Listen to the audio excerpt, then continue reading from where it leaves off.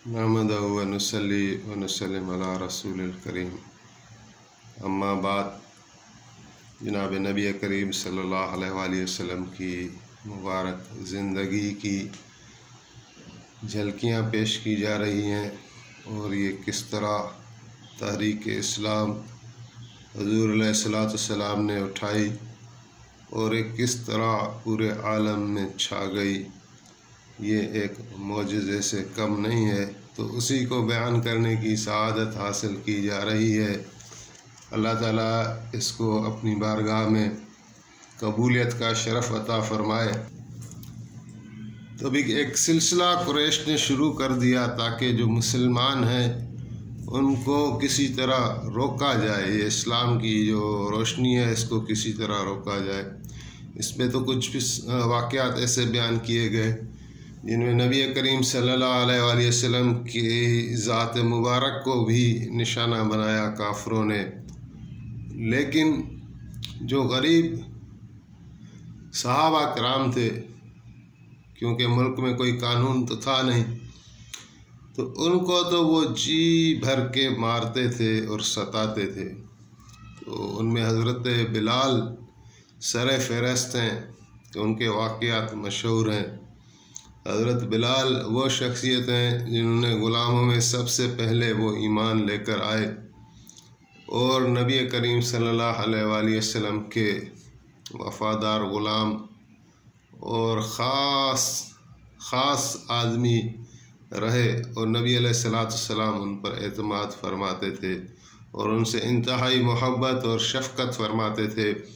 आपने फरमाया कि जब हशर बर्पा होगा, क्योंकि हज़ूर अलैहिस्सलातु वस्सलाम का एक नाम हाशिर भी है, हाशिर यानी नबी अलैहिस्सलातु वस्सलाम की मुबारक ज़ात से ही हशर का इब्तिदा होगा, हशर वाले दिन का इब्तिदा होगा। हदीस शरीफ में है कि नबी करीम सल्लल्लाहु अलैहि वसल्लम ने फरमाया कि जब क़यामत बर्पा होगी तो मैं अपनी कब्र से उठूँगा और मेरे कदमों से हज़रत बिलाल उठेंगे और उठते ही आज़ान देंगे, अल्लाह अकबर अल्लाह अकबर अल्लाह अकबर अल्लाह अकबर। तो ये हज़रत बिलाल की शान कि कहाँ शाम और दमश्क में कब्र मुबारक है और कहाँ मदीना मुनव्वरा में नबी अलैहिस्सलाम का रोज़ा अतहर है, लेकिन हजूर ने फरमाया कि बिलाल मेरे कदमों से उठेगा। तो ये कुर्बत थी। तो हज़रत बिलाल का किस्सा यूँ है कि वो उमैया इब्न खलफ का ग़ुलाम था और उमैया एक सरदार था, नवाब था, पैसे वाला था। उसके पास कई ग़ुलाम होते थे, लेकिन वो हज़रत बिलाल को बहुत प्यार करता था, पसंद करता था। हज़रत बिलाल की आदतें ऐसी थीं और तो हज़रत बिलाल पर सारी ड्यूटी उसने माफ़ की हुई थी। खाली उस पर ये ड्यूटी थी कि जो इसका सनम खाना था, बुत खाना था उमैया का, तो हज़रत बिलाल को कहता था कि बस तुम बुतों को साफ़ रखा करो, बुत खाने को। हज़रत बिलाल इस्लाम से पहले तो करते थे, लेकिन जैसे ही इस्लाम की दौलत से मुशर्रफ हुए तो हज़रत बिलाल ये काम नहीं कर सकते थे। उमैया को दिखाने की खातिर उस बुत खाने में तो चले जाते थे, लेकिन वहाँ जो है उनको सफाई करने के बजाय और भी उनकी तज़लील करके और उनको जो है वो बुरा भला कह के मिट्टी विट्टी डाल के वापस आ जाते थे। तो एक मरतबा जो है वो उमैया ने इनको देख लिया, हज़रत बिलाल को ऐसे देख लिया कि ये बुतों की इज़्ज़त नहीं करता। तो वो समझ गया, तो कहने लगा कि तस्जुदु लिरब्बि मोहम्मद, कि बिलाल तुम क्या मोहम्मद के रब की का सजदा करते हो, इबादत करते हो। तो नबी अलैहिस्सलाम को ये लोग कमतर ख्याल करते थे और ये जो दीन आया था उससे ये भागते थे, उसको ये तस्लीम करने के लिए तैयार नहीं होते थे। तो वो कोशिश करते थे कि इस दीन को, कुरान करीम को और नबी अलैहिस्सलाम की मुबारक ज़ात को किसी तरह कमतर करके बयान किया जाए। तो इस लहजे में उमैया ने कहा कि तस्जुद लिरब्बि मोहम्मद, کیا تم محمد علیہ السلام کے رب کا سجدہ کرتے ہو؟ تو حضرت بلال نے جو ہے وہ جو جواب دیا بڑے وقار کے ساتھ، بڑے اطمینان کے ساتھ کہ اسجد اللہ المتعال الکبیر، کہ میں اس اللہ کا سجدہ کرتا ہوں جو بہت بلند ہے، جو بہت بڑا ہے۔ تو یہ جملے تھے کہ امیہ کے کپڑوں میں جیسے کہ آگ لگ گئی، اور حضرت بلال کو جو ہے وہ مارنا شروع کیا، تشدد کا نشانہ بنایا، اور پھر مار کر جب تھک جاتا تھا تو ان کے گلے میں رسا ڈال کر وہ بچوں کو دے دیتا تھا، اور حضرت بلال کو اسے گھماتے رہتے تھے۔ پھر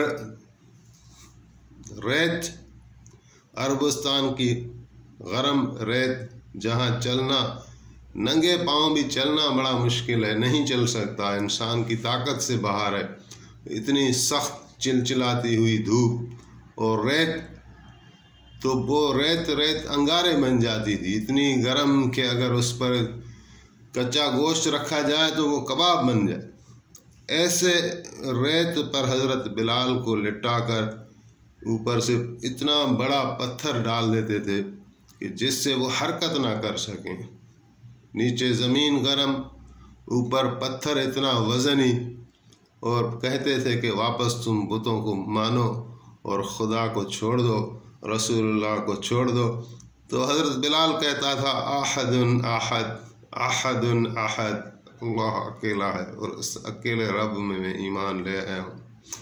تو حضرت بلال کسی طرح بھی مانتے نہیں تھے۔ یہ بلال کی شان ہے کہ پھر نبی کریم صلی اللہ علیہ وآلہ وسلم نے فرمایا کہ ہے کوئی ایسا شخص جو حضرت بلال کو خرید لے امیہ سے اور جنت لے لے۔ تو حضرت ابوبکر صدیق کو کچھ ثروت حاصل تھی، تجارت کرتے تھے، تو چپکے سے چلے گئے امیہ کے پاس، اور اس وقت بھی حضرت بلال بندھے ہوئے تھے۔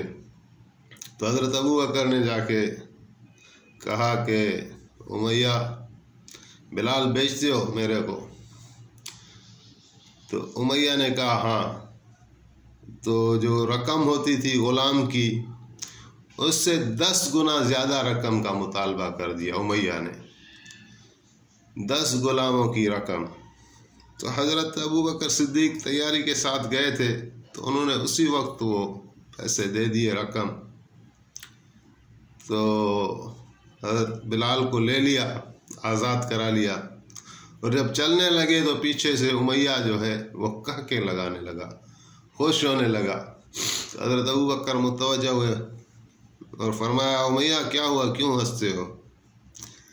کہا کہ ابوبکر تمہاری عقل پر ہنستا ہوں کہ اس بلال سے تو میں اتنا تنگ تھا، بیزار تھا، تم نے اس کے لیے مجھے اتنی بڑی رقم دی ہے، میں تمہاری عقل پر، تم ایک غلام تو کیا تم یعنی اس سے آدھی رقم بھی دے دیتے تو یہ میں تمہیں دے ہی دیتا۔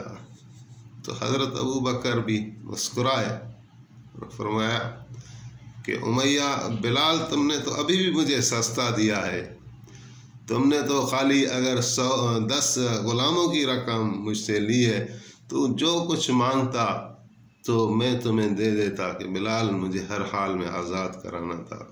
پھر بلال کو نہلایا، نئے کپڑے پہنائے، اور جناب نبی کریم رؤوف الرحیم صلی اللہ علیہ وسلم کی بارگاہ میں لے آئے، اور عرض کی کہ یا رسول اللہ، بلال کو میں خرید کر لے آیا ہوں، اور بلال کو میں نے اللہ کے واسطے آزاد کر دیا۔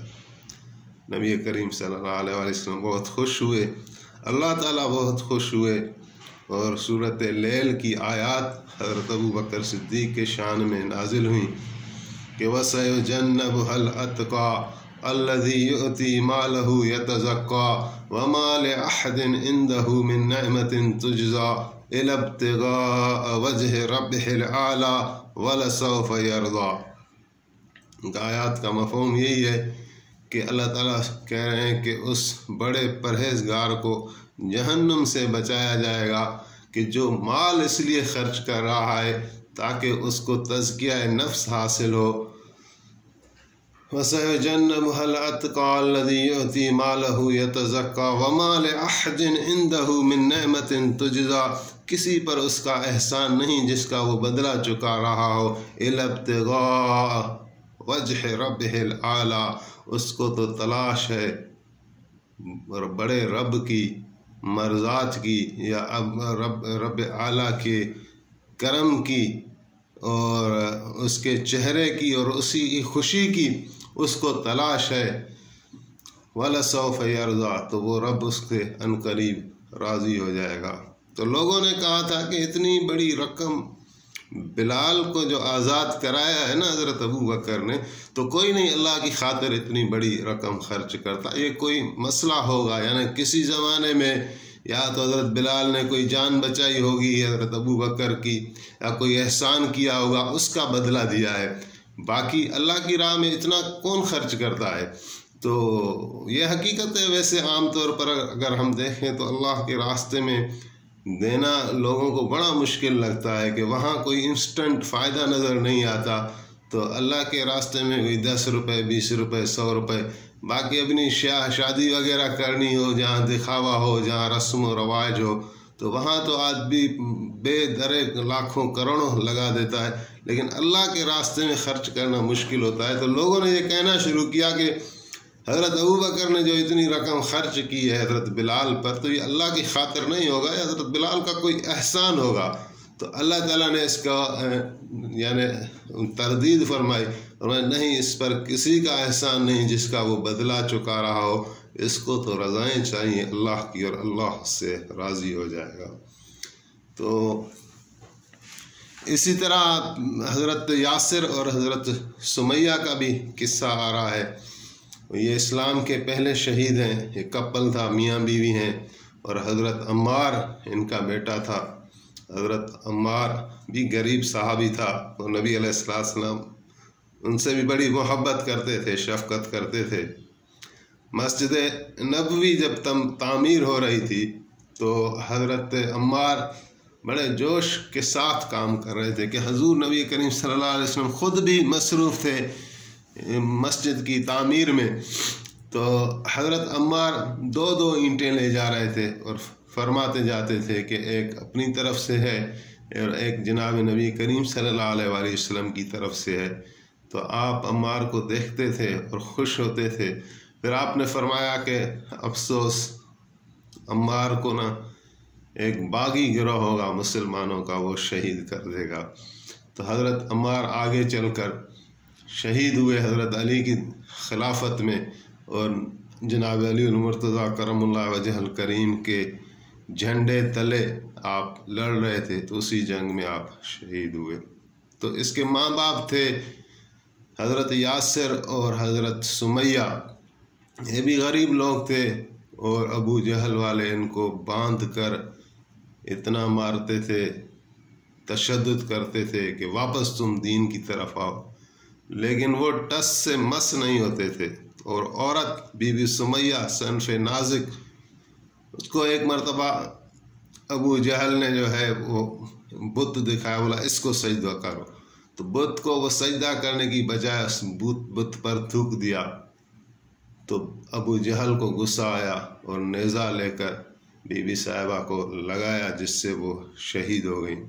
اور حضرت یاسر کو اس طرح شہید کیا ان لوگوں نے کہ ایک پاؤں میں رسہ ڈالا وہ، اور دوسرے پاؤں میں دوسرا رسہ، اور یہ رسے جو ہے وہ اونٹوں سے بندھے ہوئے تھے، اور ان اونٹوں کو مختلف سمت میں دوڑایا گیا، جس سے حضرت یاسر کا جسم مبارک 2 ٹکڑوں میں بٹ گیا۔ اس سے پہلے نبی کریم صلی اللہ علیہ وآلہ وسلم نے دیکھا ان پر تشدد ہو رہا تھا، تو آپ نے ان کو بشارت دی، آپ کے مبارک آنکھوں سے آنسو جاری ہو گئے۔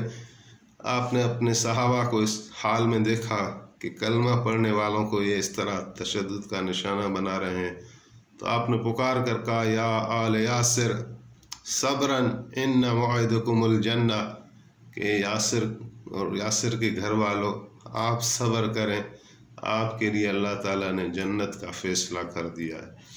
تو یہ یعنی تشدد کیا کرتے تھے۔ اسی طرح حضرت عمر فاروق رضی اللہ تعالیٰ عنہ ابھی مسلمان نہیں ہوئے تھے، وہ خود فرما رہے ہیں کہ اسلام سے پہلے جو کنیزیں اسلام میں داخل ہو گئی تھیں تو میں ان کو اتنا مارتا تھا کہ مار مار کر تھک جاتا تھا تو ان کو چھوڑ دیتا تھا، اور ان کو کہتا تھا کہ میں تمہیں جو چھوڑ رہا ہوں وہ کسی مروت کسی رحم کی وجہ سے نہیں چھوڑ رہا، بلکہ اس لیے چھوڑ رہا ہوں کہ میں خود تھک گیا ہوں۔ تو یہ صحابہ جو غریب تھے۔ اسی طرح حضرت خباب بن ارت کا واقعہ ہے، ان کو بھی گرم ریت پر لٹایا گیا، جس سے ان کی جو خون سے ہی وہ انگاروں پر لٹا دیتے تھے، اور حضرت خباب کے خون سے ہی وہ انگارے بجھ جاتے تھے، اور پیٹھ جو ہے وہ بالکل سفید ہو گئی تھی۔ اور یہ یعنی صحابہ کرام کے ساتھ ہو رہا تھا، اور قرآن کریم کا نزول ہو رہا تھا، اور قرآن کریم اس وقت وہی صورتیں بتا رہا تھا کہ نوح علیہ السلام کے ساتھ کیا ہوا، موسیٰ علیہ السلام کے ساتھ کیا ہوا۔ یہ انبیاء اور رسول جتنے بھی آئے، جب انہوں نے تحریک اٹھائی تو مشکلات کا سامنا ہوا، ان کو دیکھنا پڑا، ان کے ساتھیوں کو دیکھنا پڑا۔ تو یہ حوصلہ، یہ عزم، یہ ایمان، یہ وحی کی برکات تھی، اور جناب نبی کریم صلی اللہ علیہ وآلہ وسلم کا وجود مبارک تھا، جس سے یہ لوگ فیضیاب ہوتے اور اپنے اندر اتنی ایمان کی قوت آ جاتی کہ وہ بڑی سے بڑی طاقت سے نہیں ڈرتے تھے، حتیٰ کہ اپنی جانوں کا نذرانہ پیش کیا۔ تو انشاءاللہ یہ جاری ہے، پھر اگلے قسط میں جو بھی واقعات آئے تو آپ کی خدمت میں پیش کیے جائیں گے۔ اللہ تعالی ہمیں اس کی توفیق عطا فرمائے، آمین۔